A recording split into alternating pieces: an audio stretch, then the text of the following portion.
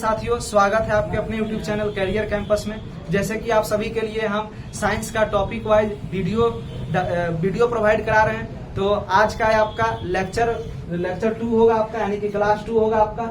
और ये आपका कौन सा टॉपिक से है? तो यूनिट एंड डायमेंशन से है ना। यूनिट एंड डायमेंशन का टॉपिक नंबर 1 हम करा चुके हैं। अगर आप नहीं देखे होंगे तो पहले उस लेक्चर को आप देख लीजिएगा, तब आप लेक्चर नंबर 2 को आप देखिएगा। ठीक है, तो आइए लेट अस स्टार्ट, है ना, शुरू करते हैं। देखिए ये देखिएगा, ये अंतरराष्ट्रीय पद्धति है ना, इंटरनेशनल सिस्टम है आपका। ये लागू कब किया गया था? तो 1971 में लागू किया गया था। और ये कहाँ पे लागू किया गया था? तो फ्रांस की राजधानी पेरिस में, है कि नहीं। और ये जो है आपका इसी में जो है आपका 7वां यूनिट, कौन सा यूनिट? 7वां एसआई मात्रक कौन सा जोड़ा गया था? तो पदार्थ की मात्रा जोड़ा गया था। क्या जोड़ा गया था? पदार्थ की मात्रा को जोड़ा गया था, है ना।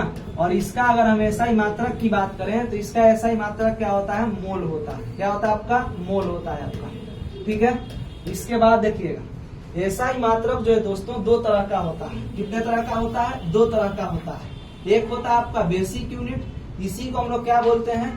फंडामेंटल यूनिट बोलते हैं। क्या बोलते हैं? फंडामेंटल यूनिट बोलते हैं, है ना। और दूसरा यूनिट जो होता है आपका सप्लीमेंट्री यूनिट होता है, और इसी को हम लोग कौन सा यूनिट बोलते हैं? पूरक मात्रक बोलते हैं। कौन सा मात्रक बोलते हैं? पूरक मात्रक बोलते हैं। देखिए, अगर बेसिक यूनिट की बात करें दोस्तों, तो ये जो है आपका 7 प्रकार के होते हैं। कितने प्रकार के होते हैं? 7 प्रकार के होते हैं। और 7 का नाम हम आपको लिखवा रहे हैं, लिखिएगा। देखिए, ये आपका 7 का नाम है जो कि क्रमवार है। देखिए, सबसे पहले क्या होता है दोस्त? तो लंबाई होता है। क्या होता है? लंबाई होता है।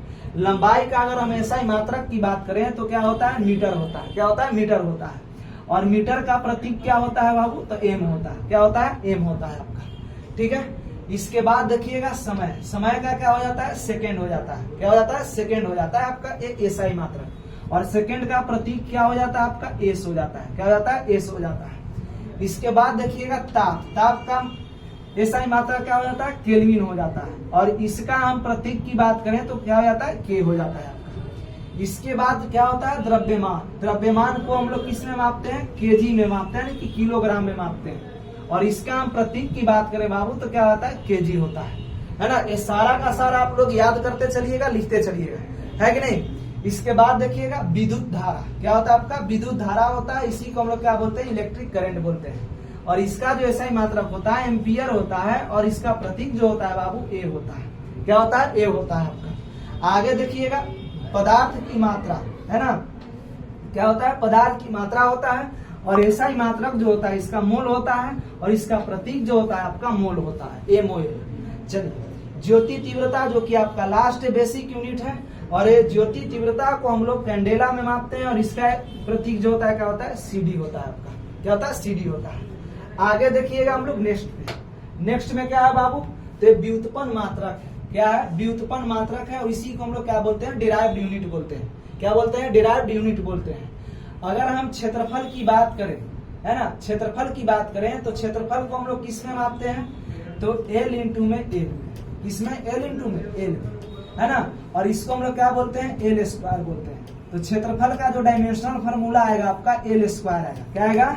ये आपका एल स्क्वायर का आएगा। तो ये आपका डायमेंशनल फॉर्मूला आएगा आपका, है ना। डायमेंशनल फॉर्मूला आएगा आपका, फॉर्मूला।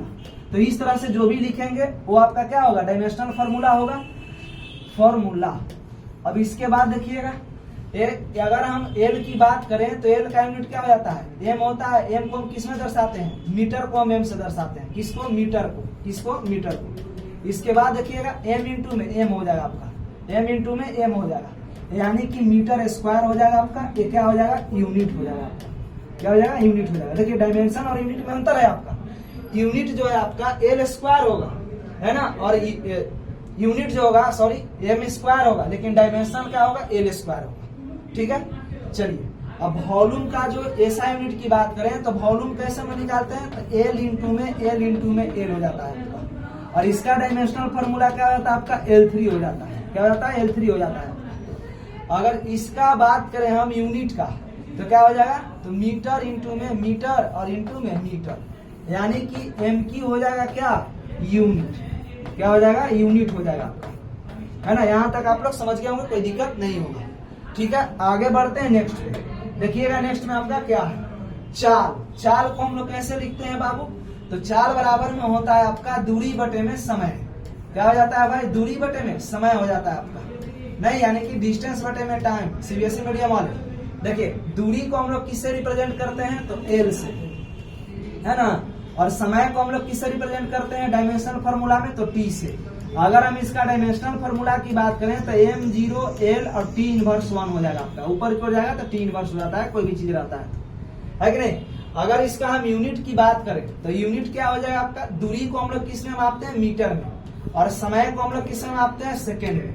तो इसका यूनिट क्या हो गया बाबू, तो मीटर प्रति सेकेंड हो जाएगा, है कि नहीं। ये सारा का सारा इसी तरह से अभ्यास करना है आप लोग को भी, और बोलना है ना। बोलने से क्या होता है, बोलने से कोई चीज याद होता है, और लिखने से क्या हो जाता है आपका, लिखने से परफेक्ट चीज हो जाता है नहीं। चलिए आगे देखिएगा, वेलोसिटी। वेलोसिटी को हम लोग क्या बोलते हैं, वेग बोलते हैं। अब वेलोसिटी बराबर क्या होता है बाबू, तो विस्थापन बटे में समय होता है। दोनों में फर्क है दोस्त, नहीं क्या है, विस्थापन बटे में समय हो जाता है आपका।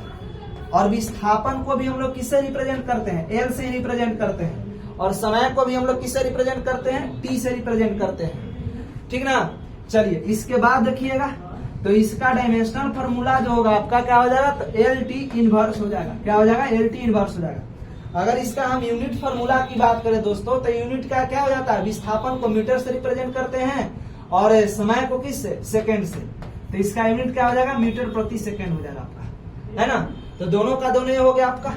आगे की ओर बढ़ते हैं नेक्स्ट पे, देखिएगा त्वरण। त्वरण क्या होता है आपका, तो इनिशियल वेलोसिटी, है ना, नहीं फाइनल वेलोसिटी, और माइनस में इनिशियल वेलोसिटी और बटे में टी हो जाता है। यानी कि the rate of change of velocity with respect to time is called क्या, एक्सीलरेशन। तो दोनों को हम क्या मान लें, v मान लिया, v बटे में हम टी कर देंगे, है कि नहीं। और v का यूनिट क्या हो जाता है आपका, मीटर प्रति सेकंड हो जाता है, और t का क्या हो जाता है आपका, सेकंड हो जाता है। तो देख लीजिए ना, ये भी सेकंड नीचे में ही है आपका, यानी कि सेकंड में सेकंड से गुना करेंगे तो क्या हम लिखेंगे, मीटर प्रति सेकंड स्क्वायर। और इसी को हम दूसरे भाषा में बोलेंगे दोस्तों, तो मीटर प्रति सेकंड इनवर्स टू हो जाएगा, नहीं।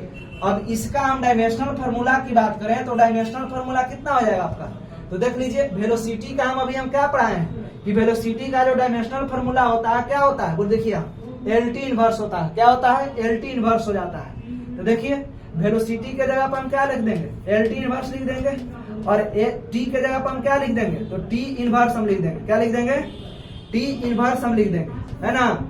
चलिए इसके बाद देखिएगा क्या हो जाएगा आपका, एल टी इनवर्स 2 हो जाएगा आपका। ये क्या हो गया आपका, डायमेंशनल फार्मूला हो गया, और ये वाला क्या हो गया आपका, यूनिट हो गया।